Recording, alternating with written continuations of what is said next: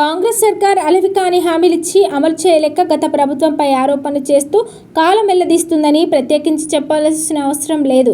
కాంగ్రెస్ సర్కార్ పనితీరు ఎలా ఉందో తాజాగా మంత్రి పొంగులేటి శ్రీనివాసరెడ్డి చేసిన కామెంట్స్ మరోసారి చెప్పకనే చెబుతున్నాయి. కమలాపూర్ మండలంలో కేసీఆర్ ప్రభుత్వం నిర్మించిన డబుల్ బెడ్రూమ్ ఇళ్ల ప్రారంభోత్సవ కార్యక్రమంలో మంత్రి పొంగులేటి, పొన్నం ప్రభాకర్, ఎమ్మెల్యే పాడి కౌశిక్ రెడ్డి పాల్గొన్నారు.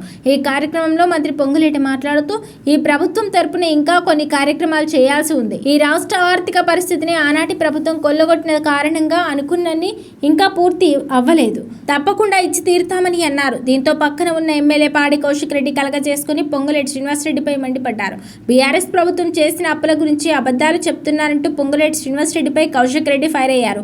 పొంగులేటి శ్రీనివాసరెడ్డి వర్సెస్ కౌశిక్ రెడ్డి అప్పుల పేరుతో కాంగ్రెస్ తప్పించుకునే డ్రామాలు ఆపాలని పొంగులేటితో సభా వేదికపైనే కౌశిక్ రెడ్డి వాగ్వాదానికి దిగారు.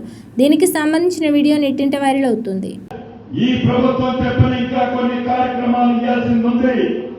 రాష్ట్ర ఆర్థిక పరిస్థితిని ఆనాటి ప్రభుత్వం కొల్లగొట్టిన కారణంగా